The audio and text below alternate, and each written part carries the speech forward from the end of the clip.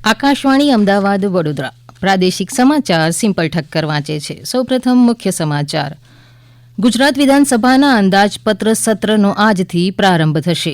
મુખ્યમંત્રી ભૂપેન્દ્ર પટેલે આવનાર દિવસોમાં જનતાનો વિશ્વાસ વધુ મજબૂત થાય તે દિશામાં કામ કરવા આશ્વાસન આપ્યું. રાજ્યમાં આજે સોઇલ હેલ્થ કાર્ડ દિવસની ઉજવણી કરાશે. રાજ્યમાં આગામી 5 દિવસ મહત્તમ તાપમાન યથાવત રહેવાની આગાહી. અને વડોદરામાં રમાયેલી મહિલા ક્રિકેટ પ્રીમિયર લીગની 5મી મેચમાં મુંબઈ ઇન્ડિયન્સ સામે ગુજરાત જાયન્ટ્સનો પરાજય. સમાચાર વિગતવાર. ગાંધીનગરમાં ગુજરાત વિધાનસભાનું અંદાજપત્ર સત્રનો આજથી પ્રારંભ થશે. આજે પહેલા દિવસે રાજ્યપાલ આચાર્ય દેવવ્રતના સંબોધનથી સત્રની શરૂઆત થશે, જ્યારે આવતીકાલે નાણામંત્રી કનુ દેસાઈ વર્ષ 2025-26 માટેનું અંદાજપત્ર ગૃહમાં રજૂ કરશે.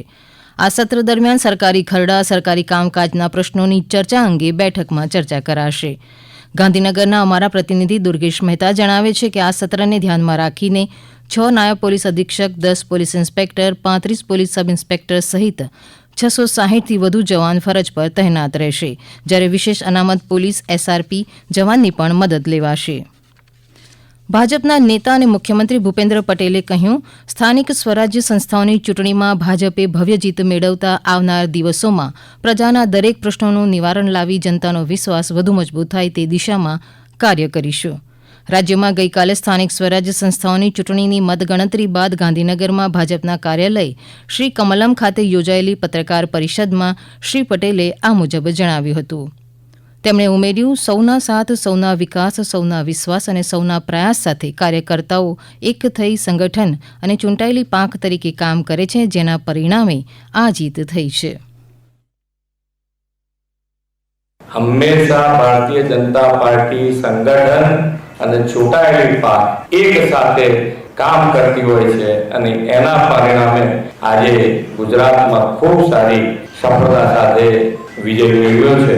અને આ વિશ્વાસ જાળવી રાખવા માટે ગુજરાત સરકાર, હું અને મારી ટીમ ખૂબ સારી રીતે હજુ વધુ ને વધુ નિષ્ઠાથી વધુ મજબૂતાઈથી કામ કરતા રહીશું. દરમિયાન કેન્દ્રીય મંત્રી અને ભાજપના પ્રદેશ અધ્યક્ષ સી.આર. પાટીલે જણાવ્યું કે ગયા વખત કરતાં આ વખતે ભાજપની 14 બેઠકો વધી છે. આ જીત સાથે ભાજપના કાર્યકર્તાઓ અને આગેવાનોની જવાબદારી વધુ હોવાનું પણ શ્રી પાટીલે ઉમેર્યું. રાજ્યમાં આજે 19મી ફેબ્રુઆરીએ સોઇલ હેલ્થ કાર્ડ દિવસની ઉજવણી કરાશે. યોજના અને તેના લાભ અંગે લોકોને જાગૃત કરવા દર વર્ષે આ દિવસની ઉજવણી કરાય છે.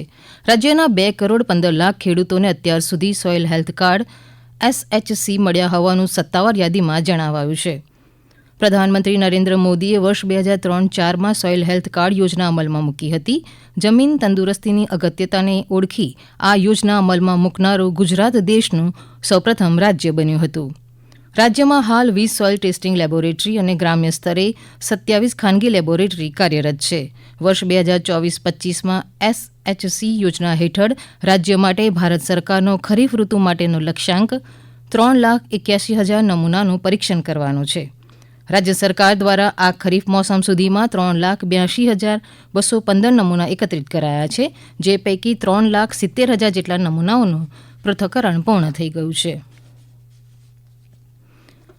પશ્ચિમ કચ્છ પોલીસ દ્વારા 24/7 કલાક માટેની હેલ્પલાઇન શરૂ કરવામાં આવી છે. લોકો પોતાના પ્રશ્નો હેલ્પલાઇન નંબર 02832260100 અને મોબાઈલ નંબર 63 596 29 104 પર જણાવી શકશે. આ અંગે પશ્ચિમ કચ્છના પોલીસ વડા વિકાસ સુંડાએ માહિતી આપી. आपको किसी भी तरह की पुलिस संबंधी हेल्प चाहिए तो आप इन हेल्पलाइन नंबर्स पर सीधे कॉल कर सकते हो. इन हेल्पलाइन नंबर्स पर कॉल करने के साथ आपकी बात को आप समझा जाएगा और तात्कालिक आपकी मदद करने के लिए प्रयास किया जाएगा. और आवश्यक परिस्थितियों में जैसे कोई वीआईपी मूवमेंट हो या अन्य परिस्थितियों में ही सोमवार और मंगलवार को अवेलेबल नहीं रहूंगा. बाकी प्रत्येक सोमवार और मंगलवार को पूरे दिन आप अपनी रजूआत लेकर के यहाँ पर एसपी ऑफिस आ सकते हैं.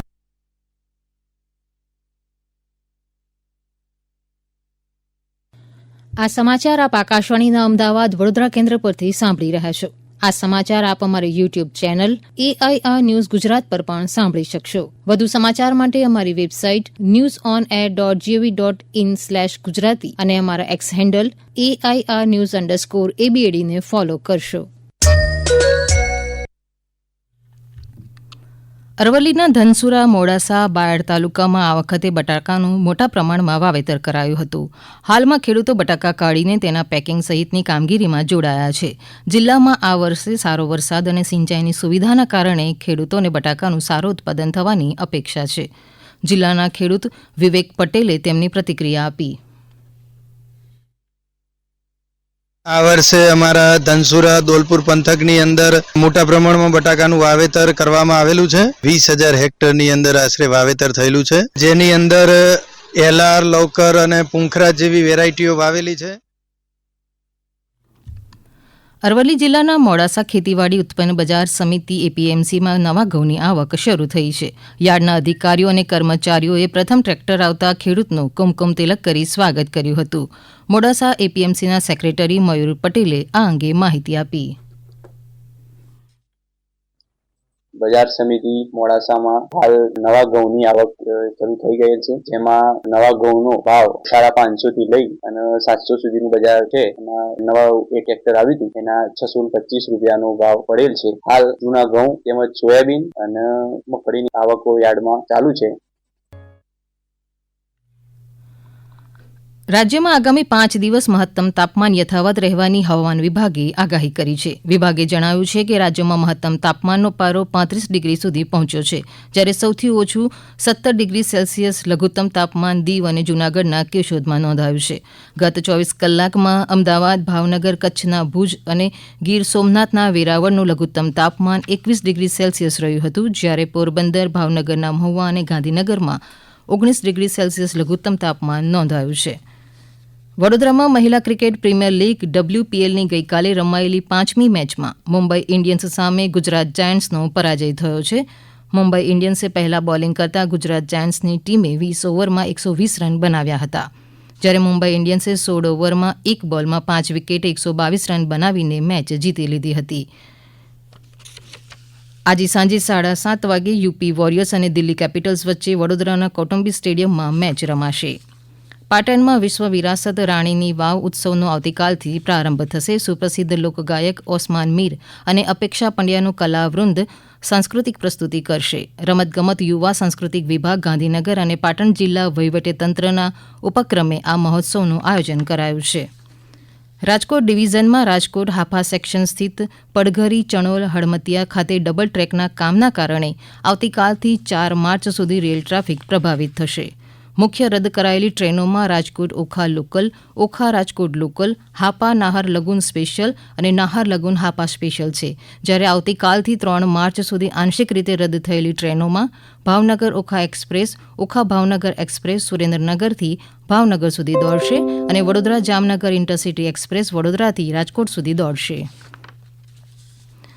કેન્દ્ર શાસિત દાદર નગર હવેલી અને દમણ દીવની સિલવાસા નગરપાલિકામાં ગઈકાલે રોજગાર મેળો યોજાયો. આ મેળામાં લગભગ 231 ઉમેદવારોએ ભાગ લીધો હતો. આમાંથી 132 ઉમેદવારોને વિવિધ પ્રતિષ્ઠિત કંપનીઓ અને બિલ્ડરો દ્વારા વિવિધ જગ્યાઓ માટે પસંદ કરાયા હતા.